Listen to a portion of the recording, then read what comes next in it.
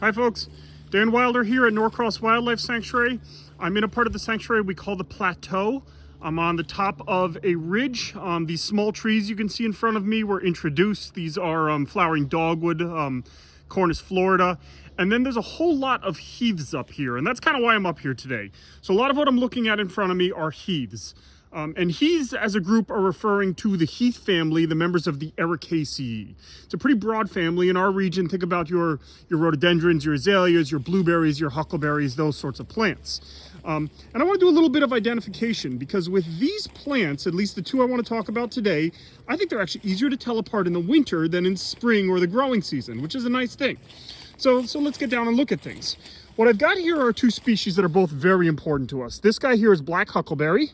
And then kind of coming a little further over here, I've got lowbush blueberry. Now, we're constantly looking for heaths at Norcross because of their ecological value. We tend to think of the berries, black huckleberry produces a berry, and the berries are important, but when we're talking ecology and talking heaths, it's more than just the berries. We see a lot of really important bee specialists on these flowers. We see a lot of important lepidopteran caterpillars that will feed on the leaves. The berries become that added bonus. That being said, this plant specifically, black huckleberry, tends to get overlooked. It's just a plant that a lot of people kind of don't realize is out there or don't, or lump in with the blueberries, because as you can see here, the two species grow together all the time. They're closely related, and during the growing season, they can really look very similar.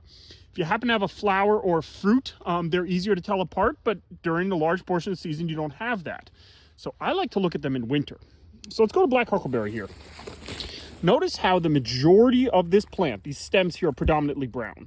I've got some nice red growth towards the tips, and you see that on the newest growth. Come on, camera. See that red growth at the tip, but as we start working our way down, it is predominantly brown. You'll sometimes see some green colors in here as well. It's kind of red or green. Lowbush blueberry, on the other hand, here's a good one right below it. Notice how this plant is predominantly green. Got some good red color coming in here. But if you want that brown, you got to go way down low and start getting into that oldest growth. And it's that simple little thing to tell the two apart that I find so useful. Mostly brown stems, we're looking at a huckleberry. Mostly green, or here right next to it, red stems, is a blueberry. It's as simple as that. It's just a matter of knowing what to look for.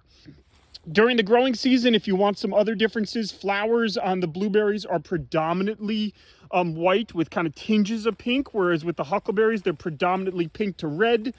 The blueberries are more on the blue spectrum. The huckleberries, especially the black huckleberry, can really get into that black, dark spectrum. And those glandular differences I mentioned are these kind of golden dots. I actually think of it as nature's glitter. You'll find the glitter on the huckleberry, but not on the blueberry. It's all kind of complicated. Preferentially, I just like to go for a walk in winter. Good excuse to get outside. Be well, everyone. Happy solstice.